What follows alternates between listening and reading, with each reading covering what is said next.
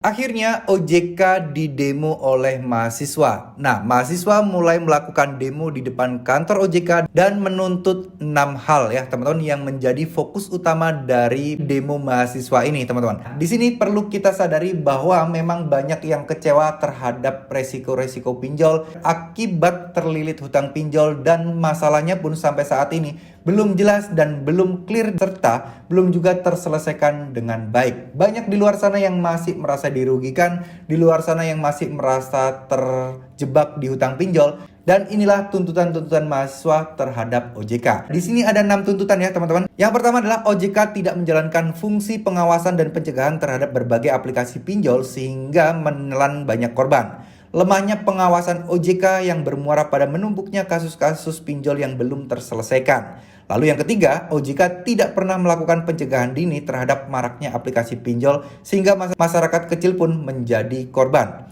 Terus kemudian mendesak Dewan Komisioner OJK untuk evaluasi fungsi pengawasan dan bekerja dengan serius terkait permasalahan di OJK. Nah, yang kelima, meminta ketegasan peran OJK dalam menindak tegas pelaku kejahatan industri keuangan atau IKNB seperti pinjol. Lalu yang keenam, OJK dibiayai APBN dan dibiayai oleh pihak pelaku usaha jasa keuangan sebagai pihak yang diawasi, tapi OJK tidak profesional. Itu adalah keenam tuntutan dari mahasiswa, dan di sini saya memang ada beberapa poin yang setuju, juga ada beberapa hal yang mungkin ingin saya sampaikan terkait masalah seperti ini.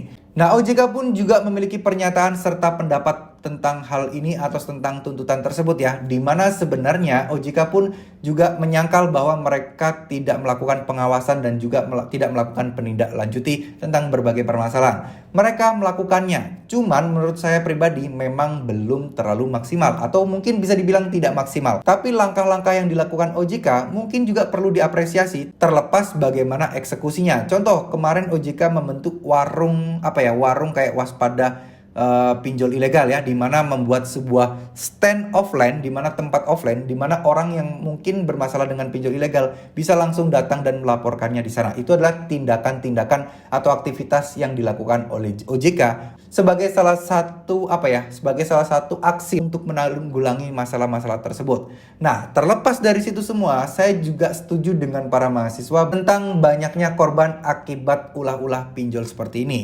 Ya, kita nggak bisa menyalahkan di satu pihak atau satu sisi ya. Benar juga tuntutan mahasiswa terkait masalah ya, tugas OJK memanglah untuk mengawasi semuanya. Tapi seperti yang kita ketahui, untuk masalah pinjol-pinjol tersebut, memang untuk masalah ilegal itu akan sangat sulit sekali untuk dibendung. Nah, sedangkan untuk legal ini juga permasalahannya sangat banyak, karena sangat banyak yang gagal bayar. Nah, OJK tentunya tidak bisa dengan cepat untuk mengatasi atau menghandle semua itu.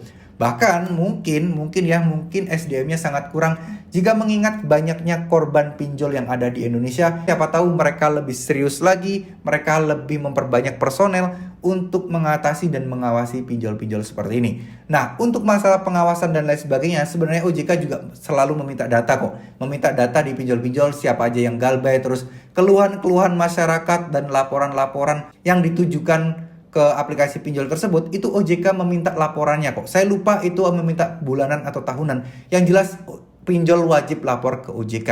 Nah, cuman mungkin dari sisi kita nggak pernah tahu seberapa jauh sih tindakan OJK untuk benar-benar menanggulangi permasalahan-permasalahan pinjol yang merugikan masyarakat seperti ini.